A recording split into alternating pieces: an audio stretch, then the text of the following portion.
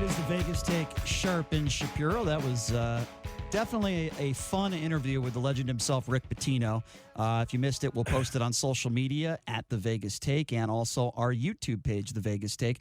But it is Thursday, and JD, you know that means it is time for the man at TMZ to be joining us. That is Mike Babcock from TMZ Sports. Mike, how's it going? What's up, Mikey? What's up, fellas? Patino, that's a great get. Yeah, it was a 30-minute conversation. It was one of our best interviews we've had. Yeah, we've had some good. I can imagine. I'm going to listen on the YouTube. I'm going to check it out. He was outstanding. He was great. We got into a lot of different things. We did not get into the subject of prostitution rings. I don't think he wanted to talk about that, but I get it. But we did talk about some interesting stuff. Okay, so I'm on TMZ right now. I'm on TMZ Sports. And I see a breaking news story that just came out, and it's not a good one. U.S. soccer star Allie Long, apparently her hotel room was burglarized. Her wedding ring is gone, and the key to New York City stolen. She just got it, not even 24 hours ago. I was furiously typing this thing, guys, to post this, and kept looking at the clock, and I was hoping to finish it before you called. But, yeah, just posted it. She's staying at the Ritz-Carlton, obviously a nice fancy hotel in L.A., flew to L.A. For the ESPYs last night, and today her and her husband, they returned to the room, and they find that, like you said, Brian, the wedding ring, cash, and the honorary key to New York City were stolen.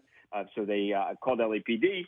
LAPD came, and they are currently investigating right now. Now, LAPD sources tell us that there didn't appear to be forced entry, so there's a belief that they may have, possibly accidentally left the door ajar, and somebody, made it easy for them, essentially, to get away with this stuff. What a horrible story. I mean, those are things you can't get back, right? The wedding ring and the key to New York City. I'm sure they could give her another key to New York City. I don't think that'll be a problem. No, there's only one. It was one of one. It was like a Babe Ruth autograph.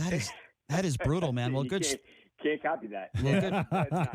not a good story. Yeah, no, we'll monitor that one. Good job. It's made out of passion and heart. Good job on that one. I think you guys were probably the first ones to report it. Togetherness and love. Right, yeah. Exactly, yeah. Anyway, I'll leave that one alone. But so I see a picture you guys have up there, Megan Rapinoe along with LeBron James. Kind of cool. I believe, if I'm not mistaken, it was a party at the Hollywood Athletic Club. Tell us a little bit about this. Yeah, they're, two big stars hanging out with each other. I guess, two anti-Trump guys, maybe they bonded over that. But after the ESPYs last night, uninterrupted, which is obviously LeBron's thing with Bleacher Report. They had a big party, post-ESPYs party, and Megan went over there, and I clearly took a picture with LeBron. Heard they kind of hung out a little bit also, and everyone appeared to have a great, fun time. Two people that will not be talking to Donald Trump anytime soon. That is for sure. They may prank call him with fake voices. Yeah. Well, here's two people, Mike Babcock, who are at the ESPYs last night that do not like each other very much. And I know you are a UFC guy. Daniel Cormier and John Jones, I've seen them fight a few times in Vegas. So apparently they had a quick little hello and they were cordial to one another. What exactly happened yesterday?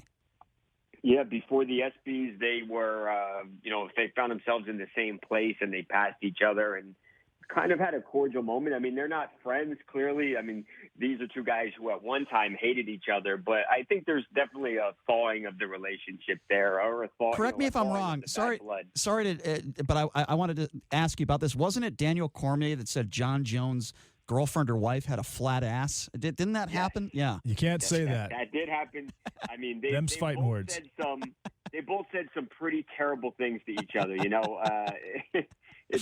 sound a little like each other. Look, we had John Jones in our studio maybe almost 3 weeks ago now.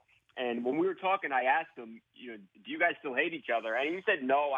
He's like, I think he still hates me, but I don't dislike him anymore. And I asked him, if you saw him, would you shake hands? And that manifested itself yesterday. So maybe they didn't go all the way to the handshake, but, it's good that they don't want to kill each other anymore. No. That does kind of add a little intrigue to the possible fight. fight. So, Mikey, we just saw it. Westbrook is now a Rocket. Whew, how about this? How about these trades? Honestly, will the winner of the West win 45 games this year? I mean, it's just going to be a bloodbath all year long. Yeah. The East is going to walk to a championship, in my opinion. I mean, you have 9 really good teams in the West right now.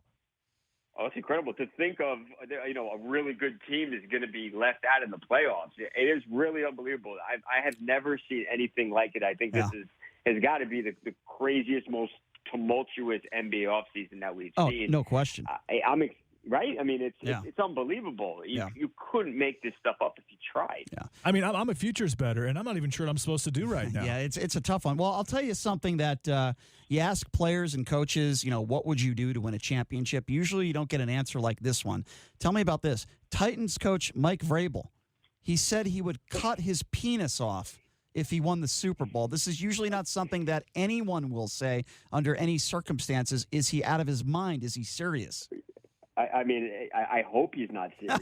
And the guy already had the guy already has 3 Super Bowls. Wait. I mean, so his role model is Bruce Jenner. Yeah, I guess so. I don't know.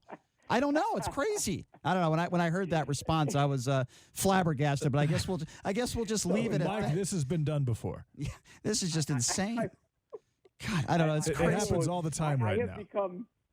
I have become a Titans fan now next year because I want to see if Vrabel will go through with it. I know. My Giants are not winning the Super Bowl, so let's go Titans. And then you put it in the NFL Hall of Fame in the museum. You just let it sit there. I would go to the Hall of Fame just to see that. He would be the only head coach in the NFL that is an actual eunuch. Yeah, that's true, actually. This is kind of a cool story. I'm over at the World Series of Poker this week, and I see all of a sudden it's former Patriots player Richard Seymour. He's a pretty good poker player. He played really well in the main event. He finished 131st place. Tell us a little about this. This is a cool story. Yeah, before we did the story, I didn't even know that Richard Seymour played poker, but just happened to be looking at the standings, and like you said, Brian, he finished 131st. Took home almost $60,000, but when I look, I see he's in, I don't remember if it was 30th or 31st at the time, but it looked like he had a legitimate chance to really finish at the top of the World Series of Poker. Incredible. I mean, the guy's a winner, but I don't think many people knew that he was this talented a poker player. I mean, even finishing 131st with almost 9,000 people is crazy impressive. And it shows a lot of patience too, and a lot of mental toughness. And I'm not surprised because when you think of those traits, you think of this guy. Last question for you: can you give us an update on Mr. Ortiz? Because last I heard, he had to have a third surgery, and it's being called somewhat of a medical setback. What can you tell us? Yeah, there hadn't been much, of an update as far as his health was concerned. And then we hear that he had some complications, obviously, because of the gunshot wound that required a third surgery. He's still in the hotel. Talk to people that say he's in good spirits. But it's a reminder that if people thought that, once he got here to Boston and he had the second surgery, that it was just going to be, smooth sailing for him.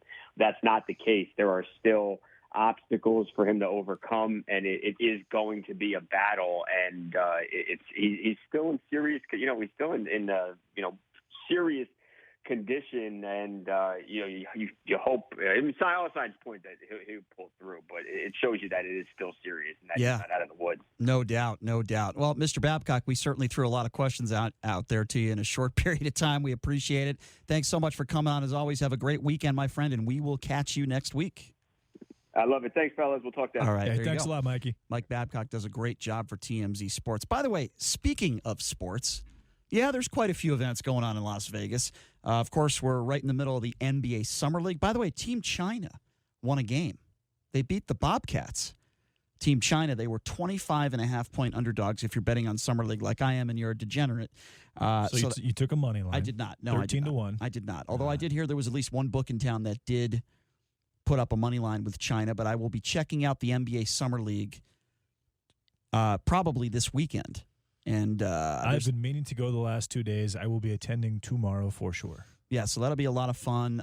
By the way, tomorrow on the show, Brian Salmon from Channel 3 Sports will be joining us as well to talk a little bit NBA Summer League action. In studio? I believe so, yes. And all these NBA trades, acquisitions. Let me just give you a little understanding of what's going on here in the NBA, speaking of sports. Okay, JD? So now we have Westbrook and Harden. Obviously, in Houston. We have LeBron James and Anthony Davis, and I don't think the Lakers are done. in L.A. We have Kawhi Leonard and Paul George for the L.A. Clippers.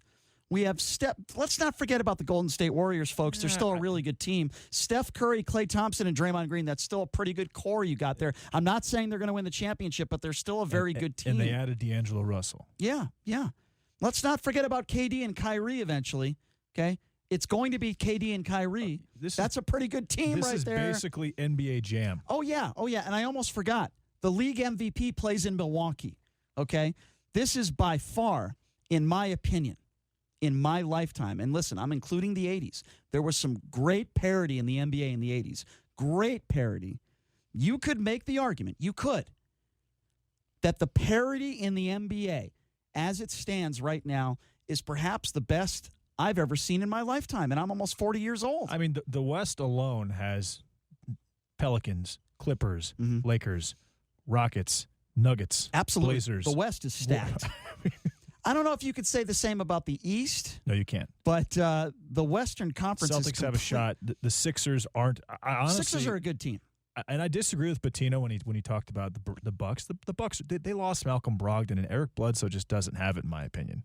I don't think he's a true winner. I don't think Milwaukee's a contender. I do want to see how Harden and Westbrook play off each other. What if they get triple doubles just passing to each other? It's possible. That would be crazy. Well, my prediction, I'm going to say it right now. I still believe that the Lakers right now should be the favorite. Well, if Cousins, he looks skinny. If Cousins come back, we talked last year. Remember last year before Cousins signed with the Warriors? That's a big component. I said if DeMarcus signs with the Lakers, I predicted that DeMarcus would be a Laker. Remember that? And then he signed with the Warriors a week later. And I looked completely stupid, which is fine. But if he's in shape, he's one of the best bigs as an athlete and as a shooter and as a passer in the NBA. If you have DeMarcus Cousins playing as well as he's capable of playing, along with LeBron and AD, I think the Lakers have to be the best team. And Kuzma and Avery Bradley and KCP. Sorry, I'm not about to say the Clippers are the favorite, and I know some odds makers have the Clippers as the favorite, but I'll believe it when I see it. I don't trust Patrick Beverly as that point guard. I just don't. When push comes to shove. We don't know what type of player Kevin Durant's going to be when he comes back from this injury. You know who's really good? The Blazers are really good right now. They're really good, but they're not going to be able to compete with some of these other teams. I'm sorry. Lillard, CJ McCollum. Lillard had a horrendous postseason. Nurkic is back. I understand that, but they're not going to be able to compete with teams like L.A. and the Clippers. Those are two teams right there. As far as the Eastern Conference goes, like you said, you mentioned the Celtics. I have no idea what KD and Kyrie are going to look like. I have no idea what type of player KD is going to be when he comes back. I have no idea, but it's very simple here. And again, I don't know how Westbrook and Harden, we all know they played on OKC in the past. They're former teammates. I have a feeling that Westbrook has grown up. He's changed his hairstyle. He seems to be approaching things differently. I really think that he's kind of growing up. I don't think he's going to turn the ball over as often as he has in the past. It's funny because I just ran into Daryl Morey with our friend Chris Wynn. I ran into Daryl Morey the other day at NBA Summer League, and we spoke for a few minutes. Daryl Morey had to know that this thing was probably going to happen. Absolutely. And we spoke for a few minutes. He looked extremely happy. He looked like he hadn't shaved in weeks. He looked very good. He remembered me because I beat him in the NBA Summer League ping pong tournament, the final. He remembered. He's like, Brian, how are you? He shook my hand. He looked extremely happy. So he had to have known that they were getting Russell Westbrook. They were probably in the final stages at that point of negotiating. But listen, James Harden has yet to prove to anybody, really, that he can win in the playoffs. Russell Westbrook's been very close. In all fairness, Chris Paul isn't exactly the easiest to deal with. I think it's a fantastic... He's a borderline cancer, to be honest with you. Houston made out huge here. Replacing Chris Paul with Russell Westbrook, are you kidding me? And let's talk about the Thunder.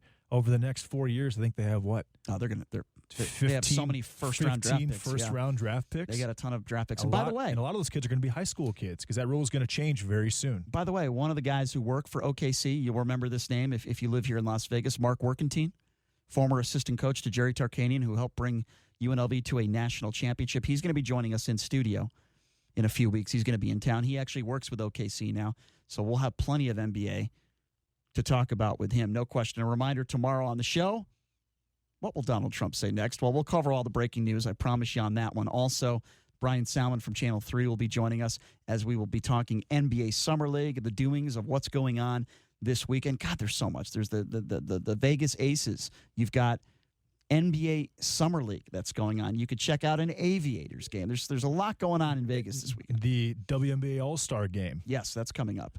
Yeah, there's basically the entire A'ja Wilson.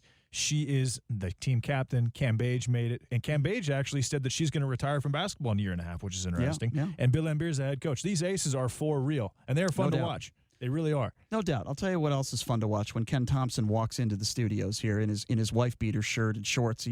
I tell you, he's jacked. This guy. He can shoot the three too. I'll never hear the end of that. We got to go. Old KT is very altruistic. I have to give him credit for that. All right, guys. Thanks for joining us. The legend Ken Thompson coming up next. Check us out on Twitter. Thanks to Rick Pitino for joining us and Mike Babcock. We'll see you same time, same place tomorrow. Have a great night, everybody.